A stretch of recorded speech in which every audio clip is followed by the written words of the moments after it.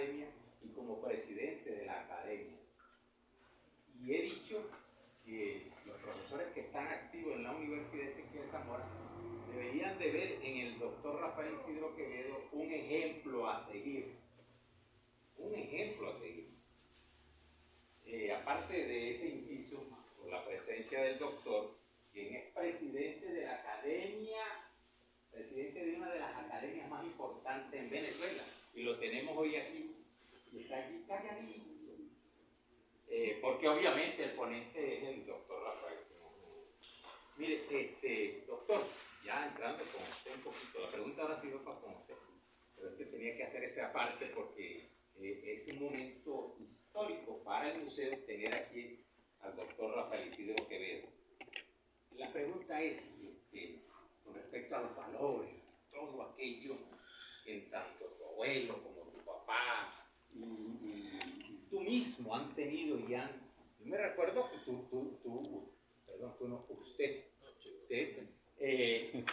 me dieron un cargo y te digo, hasta aquí llego, y ese cargo no sigo en ese cargo, un cargo reciente y bien importante.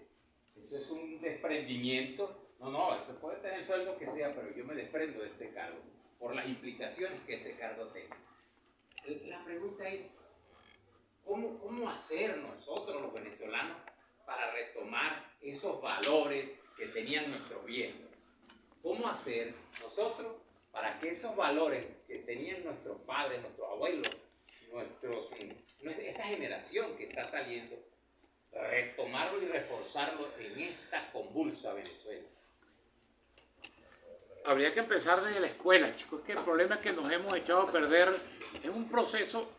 Mira, la gente, a propósito ahora de toda esta crisis política que hemos vivido en estos últimos 25 años, la gente piensa que, por supuesto, y uno hasta acompañando aquello, pues tenemos que salir de esto y tenemos que salir de esto.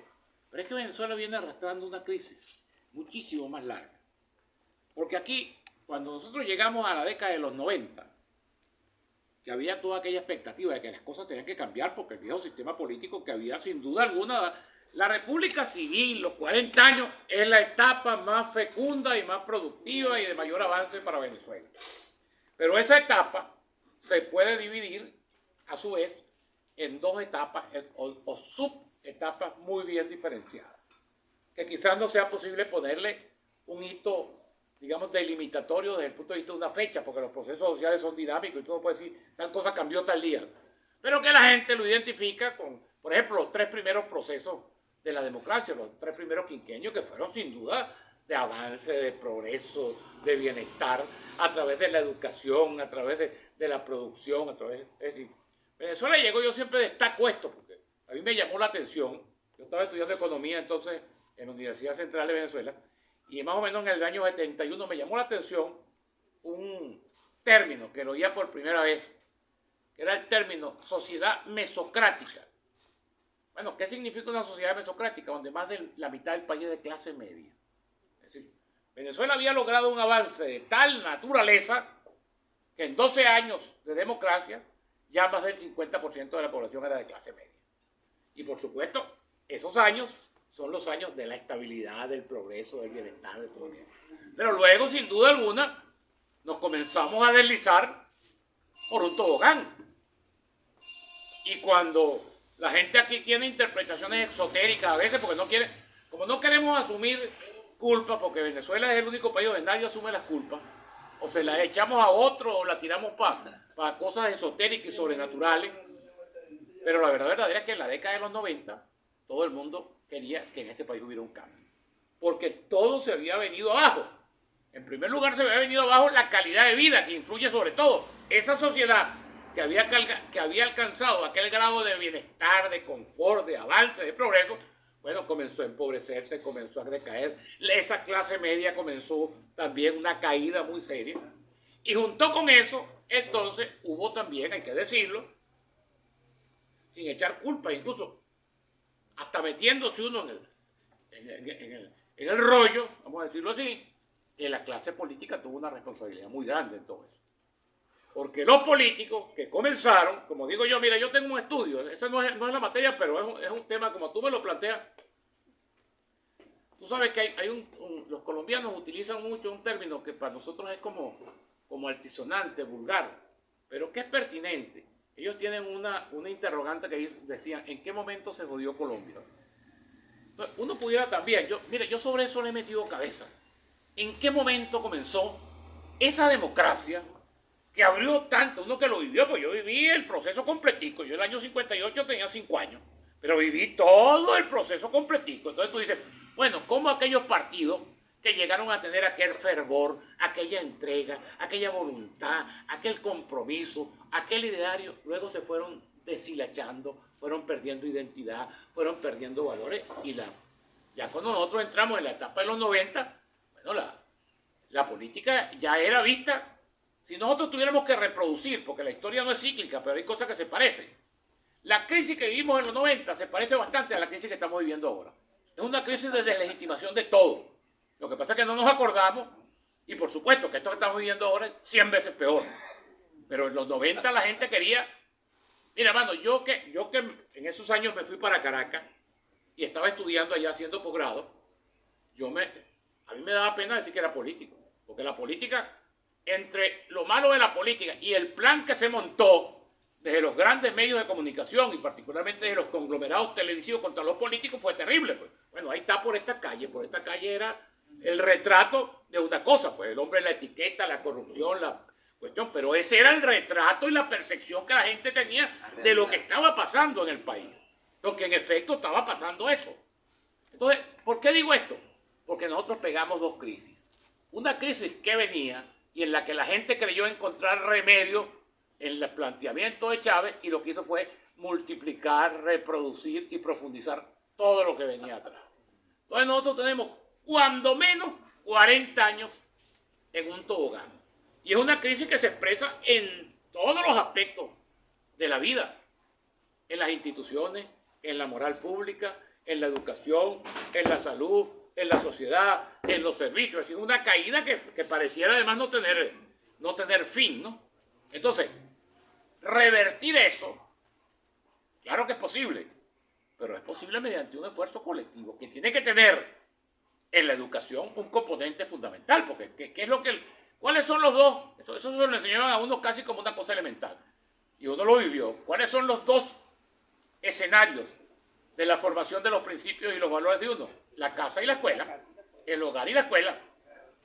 Ahora, bueno, imagínate tú, hoy en día, el prototipo de los hogares, pasando hambre, pasando necesidad, la mayoría monoparentales, es decir, con 8 millones de venezolanos afuera, la educación vuelta triste donde los muchachos no van. Esta mañana fui, con Pedro que está aquí, que me iba a hacer una entrevista, y cuando llegamos a la radio, entonces en la radio se había ido la luz, al lado de un kinder. Entonces hablé con la maestra, miren los muchachitos ahí, sudorosos y todo aquello, le dan clase una vez a la semana. Entonces uno piensa, porque las sociedades tienen que resurgir. Claro que Venezuela va a salir adelante.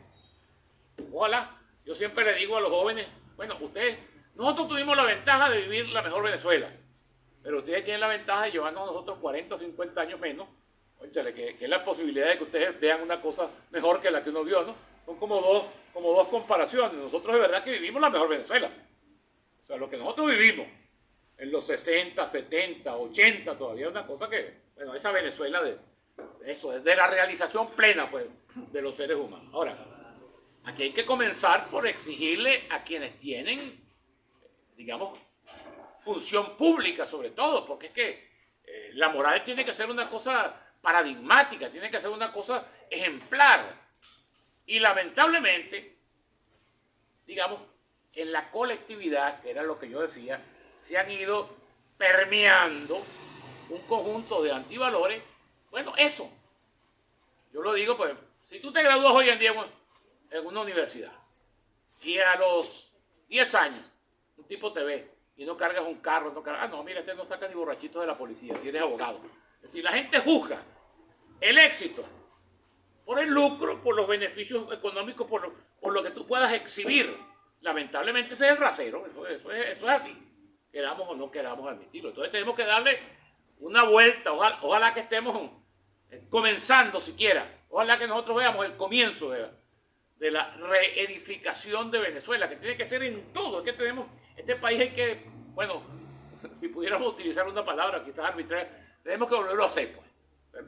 Empezar de cero, por decirlo, porque la verdad es que la caída ha sido muy profunda, muy larga, muy dolorosa, de verdad que... Pero bueno, ese es el desafío que tenemos, frente a eso no podemos perdernos. En estos días, a propósito del cronograma que acaban de anunciar de las elecciones, ustedes saben que en el Consejo Nacional Electoral hay dos rectores aparentemente de la oposición, ¿no? El señor Juan Carlos del Pino, que lo puso, porque eso es público, yo no estoy inventando aquí, eso ¿sabe? Lo puso Henry Ramos en una cuota que negoció con el gobierno, y una señora llamada Aimé Nogal, que es cuota de Manuel Rosales, que lo puso Nuevo Tiempo, ¿no? Entonces yo no he visto decirle a esa gente una palabra, frente a nada. Sí, porque tú estás ahí, bueno, estás en minoría, tú dejas constancia, mira, yo no estoy de acuerdo con esto. Para eso existen los votos salvados, para esto existen distintas maneras de expresar tu desacuerdo con una cosa. Bueno, ellos no. En esto me preguntaba en un programa, Mario Villegas, me preguntaba eso. Entonces yo le dije, mira Mario, yo voy a incurrir en algo que a mí no me gusta, pero no tengo otra manera de expresar, que es un autoelogio. Pero para que alguien haga lo que yo hice, de renunciar al Consejo Nacional Electoral, a la vicepresidencia, con todos los privilegios, porque hay que colocarse, uno lo ve de afuera y no sabe lo que eso significa, desde el punto de vista de los privilegios, de todo. Son guardaespaldas, son camionetas, son beneficios, son viáticos, son viajes, es tanto el boato, es tanta la tentación. Bueno, que nadie se atreve a eso, porque todo el mundo se queda gozando allí y calculando y viendo la cosa por aquí, pues eso es evidente. Si no son capaces de decir ni pío, ahí tú ves, para no hablar, que se lo dije también, de los negocitos, porque ahí todo lo que se hace es partiendo la cochina. Yo conozco eso porque lo he visto con mis ojos. Entonces, ese es el problema. La máquina electoral. Que todo termina... Bueno, chicos, cuando yo entré, voy a echar este cuento, estamos ya en la parte anecdótica. Cuando yo entré al Consejo Nacional Electoral, se acababan de quemar las máquinas en el galpón allá que tienen en Guatire, en Guarena. 40.000 máquinas. Yo, por supuesto, enseguida comencé a indagar sobre el tema. Bueno, chicos, los tipos un buen día se aparecen con un acta donde esas máquinas ya habían sido contratadas por la gestión anterior. Y ahí también firmó un rector de oposición, firmando, dándole la conformidad a todo eso. A mí desde el primer día que llegué al consejo, me declaró una guerra el peor tipo de todos esos, porque es el más maquinador, que es Jorge Rodríguez, que es un tipo malo, pero además malo e inteligente, porque el que es malo y bruto, malo y estúpido no hace maldad, porque no sabe hacerla, no sabe cómo hacerla. Este es malo porque sí sabe, es malo de verdad. Alguien me dijo, un alto enchufado, al que yo no conozco personalmente, pero me habló por teléfono.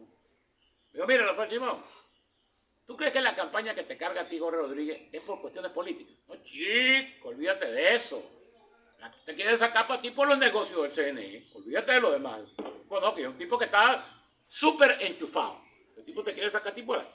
Entonces el problema es ese, que donde quiera aquí, ya lo vamos a ver ahorita de cara a las elecciones, todo lo que el gobierno va, esa vaina que llaman el ecosistema, de lo que la gente identifica como alacranes, ¿no? Ya tú vas a ver todo lo que el gobierno va a colonizar, como lo vimos esta mañana, lo comentaba yo con Pedro Lares aquí, bueno, como lo vimos en la elección aquí, cuando ganó Garrido también, como lo vimos alrededor de Claudio Fermín, como lo vimos una cosa de... Entonces es todo, es eso, es cuánto vale tú, toma los reales, zanahoria y garrote al mismo tiempo, ¿no? El que no coge los reales entonces va preso. Es un poco el esquema que estamos viendo ahorita, ¿no? La ley de los metales, como decía, plata o plomo. Entonces escoja. Pero bueno, de eso tenemos que salir como sea, ¿no? O salimos de eso o este país no tiene remedio, que tiene que tenerlo.